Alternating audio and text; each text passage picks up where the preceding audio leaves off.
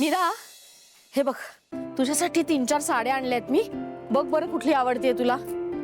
मला असं वाटतंय ही छान वाटेल तुला, हिरवी. थांब हा. हा, ही पण छान आहे. अरे वा, हा छान दिसतील तुला सगळ्यात साड्या. आत्या मी बघते नंतर.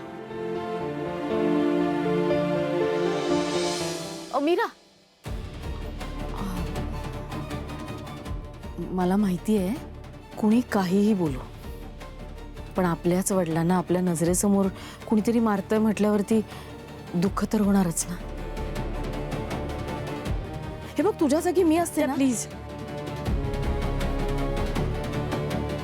मला या विषयावर बोलायचं नाही.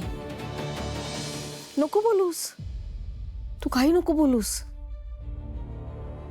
पण मी आहे ना, तुझं हळवं मन अगदीच समजू शकते मी. एकीकडे वडील, दुसरीकडे नवरा आणि तिसरीकडे सासू.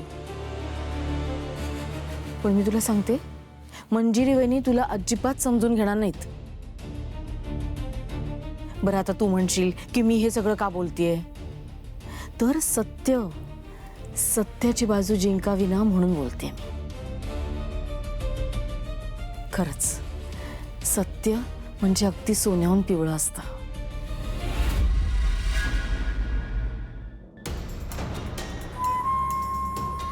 ही हिरवीच साडी छान दिसेल तुला नाही का. छानच आहे ही साडी, मस्त दिसेल तुला. अरे अथर्व, ये ना. अरे वा, हलव्याचे दागिने. नवऱ्याने बायकोसाठी हलव्याचे दागिने आणलेत. वा वा वा, दाखव तिला दागिने दाखव. मी जाते, ही साडी नेसा, ठेवते इथे.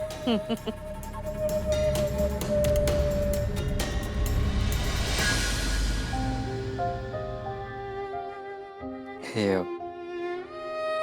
संक्रांतीला हलव्याचे दागिने करतात. हे मी तुझे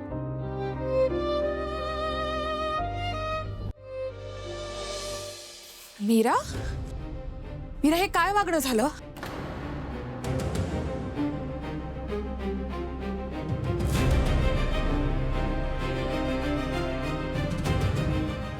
मीरा, मूर्खासारखं वागू नकोस. बोल त्यांच्याशी. याने फक्त गैरसमज वाढतील. तुझी मोठी बहीण आहे म्हणून सांगतेय तुला.